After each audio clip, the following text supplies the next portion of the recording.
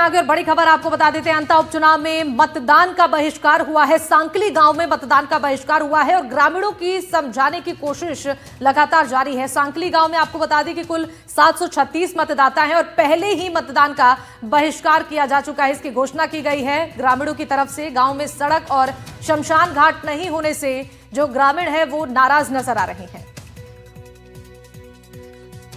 बड़ी खबर, सांकली गांव में मतदान का बहिष्कार किया गया है। कुल 736 मतदाता हैं, पहले ही मतदान का बहिष्कार किया गया है। इसकी घोषणा की गई है ग्रामीणों की ओर से।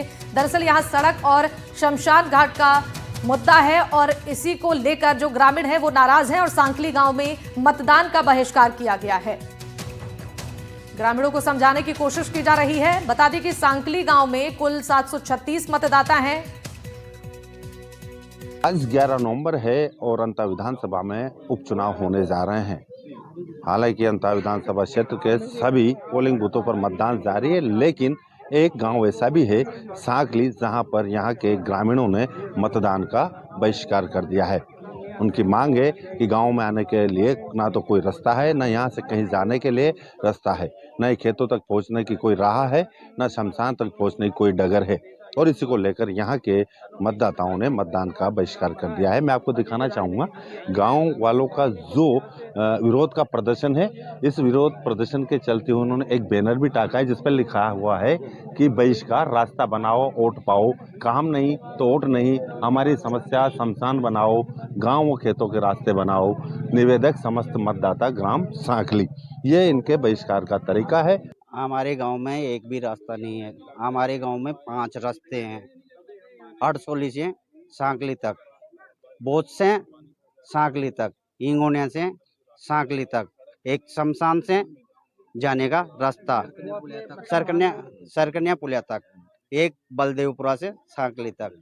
जब भी अगर कोई दिक्कत फसल वगैरह कुछ भी आती है तो हमारे गांव में वो खेतों में आते हैं।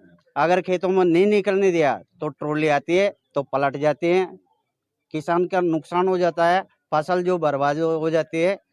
शमशान में जब कोई मर जाता है, मरने के बाद में उसके ले जाने के लिए हमारे को आदमी खेतों में निकलते हैं। आश्वासन तो आज से पहले भी कई बार दे दिए पर कुछ नहीं हो आश्वासन से।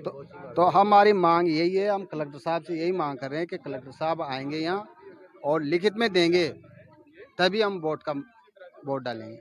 यहाँ पे रास्तों की बहुत ज़्यादा प्रॉब्लम है। इसके अभी आप यहाँ जो खड़े हैं यहाँ पे भी, इस पे भी इतना पानी हो जाता है बरसात में कि बच्चे स्कूल तक नहीं आ पाते हैं।